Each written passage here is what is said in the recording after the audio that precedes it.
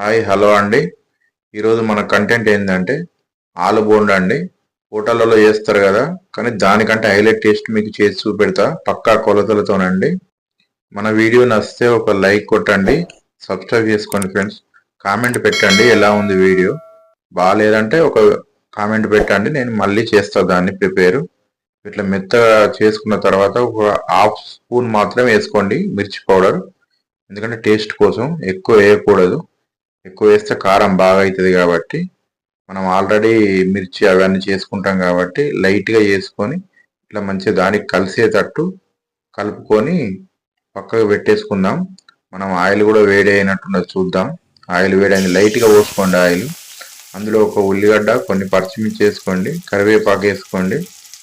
అట్నే కొంచెం పుదీనాకు ఉంటే వేసుకోండి, లేకుంటే లేదు. పుదీనాకు వేసుకుంటే ఏంటంటే టేస్ట్ ఉంటుంది అన్నట్టు. కొంచెం కొత్తిమీర వేసుకోండి. ఆ తర్వాత సాల్ట్ సరిపడా వేసుకోండి. మొత్తం దీన్ని ఆయిల్లో గోలాలండి, మంచిగా రెడ్ కలర్ వచ్చేంత వరకు మంచిగా గోలించుకోవాలి.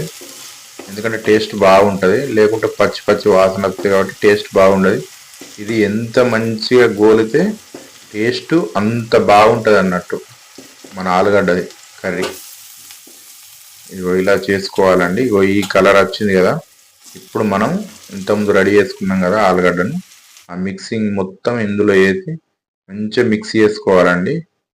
మొత్తం ఆయిల్, ఇది మన పచ్చిమిర్చి, కొత్తిమీర ఇవన్నీ వేసుకున్నాం కదా, ఇవన్నీ పట్టేట్టు మంచిగా కలుపుకోవాలండి. ఇట్లా ఈ ముద్ద ఇట్లా వేసుకోవాలి. గట్టిగా ఉండాలి, లోదు ఉండద్దు. లోదు ఉంటే ముద్దలు రావు. 2 కప్పులంతా శనగపిండి తీసుకున్నా అండి. ఇంకొక సగం కప్పులో సగం కప్పు బియ్యపిండి తీసుకున్నా. బియ్యపిండి ఎందుకంటే కొంచెం కలరు రెడ్ కలర్ రావడానికి, మళ్ళీ కరకరలాడుతుందండి, టేస్ట్ బాగుంటుంది కాబట్టి కొంచెం లైట్ వేసుకోండి బియ్యపిండి, ఎక్కువ అవసరం లేదు. దాని తగ్గట్టు మనం తినే సోడా ఉంటుంది కదా, లైట్గా వేసుకుందాం. అది కూడా ఎక్కువ వేసుకోవద్దు. ఎక్కువ వేసుకుంటే ఆయిల్ బాగా ఇగుతుందండి, మళ్ళా సోడా వస్తుంది టేస్ట్ కాబట్టి లైట్గా వేసుకుందాం సోడా కూడా. ఇప్పుడు తగినంత సాల్ట్ వేసుకోండి. ఇప్పుడు వేసుకోవాలి, మళ్ళీ కలవదండి. పిండి కలిసిన తర్వాత కొంచెం ఇబ్బంది అవుతుంది కాబట్టి ఇప్పుడు పొడి పిండి ఉన్నప్పుడు అందులో సాల్ట్ వేసుకుంటేనే మంచిగా కలిసిపోతుందండి మొత్తం. ఈ మాదిరిగా కలుపుకున్న తర్వాత వాటరు కొంచెం కొంచెం పోసుకుండా పిసుకోండి, ఎక్కువ కాకుండా చూసుకోవాలి. అట్లా ముద్దలుగా అవుతుంది కాబట్టి ఇట్లా ఈ ఈ మాదిరిగా రావాలండి. అట్లా జారిపోవాలి. వాటర్ బాగుంటే సెట్ కాదు కాబట్టి నేను ముద్దలే ముందే తయారు చేసుకున్నాండి. ఇట్లా చిన్న చిన్న ఉండలుగా చేసుకోవాలి, బాగా పెద్దగా ఉండద్దు. చిన్నగా ఉంటే అది ఆల్రెడీ మనకు ఆయిల్లో వేసినప్పుడు పొంగే వరకు అవే పెద్దగా అవుతాయి కాబట్టి, అదే పెద్దగా ఉన్నాయి అనుకో బాగా పెద్దగా అవుతాయి. చిన్నగా చేసుకుంటే సరిపోతుందండి. ఈ విధంగా చూద్దాం. ఇప్పుడు ఆయిల్ వేడెక్కినట్టుంది, లైట్ ఆయిల్ పోసుకోండి. ఇట్లా ఒక్కొక్కటి ఇట్లా ఆ పిండిలో ఇట్లా ముంచుకుంటూ వేసుకోవాలండి. ఈ మాదిరిగా వేసుకోవాలి. అప్పుడే మనము జాలిగంట పెట్టద్దండి, కొంచెం కింద కాలాలి.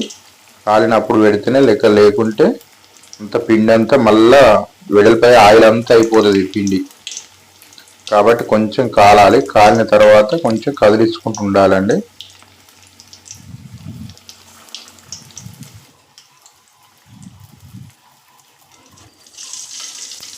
ఇట్లా ఒక్కసారి వెళ్ళినాయి కదా మొత్తం, అదే కాలలేదనుకో కింద మొత్తం పిండి రాలిపోతుందండి. రాలిపోయి ఆయిల్ మొత్తం పాడైపోతుంది, అంత పిండి రాలుతుంది కాబట్టి కొంచెం వేడైన తర్వాత ఇట్లా కలుపుకుంటే సరిపోతుంది.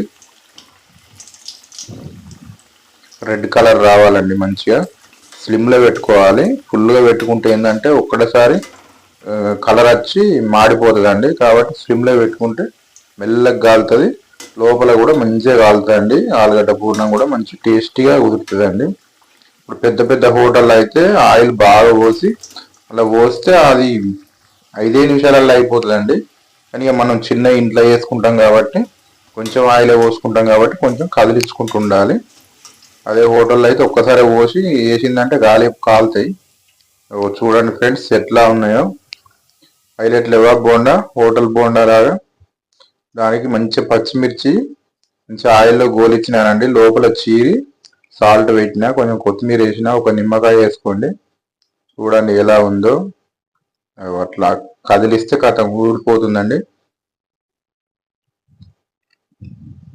నిమ్మకాయ పోసుకునేటోళ్ళు నిమ్మకాయ పోసుకోండి, లేదు అంటే మిర్చితోనే తినేటోళ్ళు మిర్చితో తినండి. ఎట్లా అయినా తినొచ్చండి, హైలైట్ టేస్ట్ ఉంటుంది. ఈ వీడియో మీకు నచ్చినట్టయితే లైక్ అండ్ షేర్, సబ్స్క్రైబ్ చేసుకోండి ఫ్రెండ్స్. ఒక కామెంట్ పెట్టండి, అసలు వీడియో ఎలా ఉంది ఏం కథ అనేది పెట్టండి.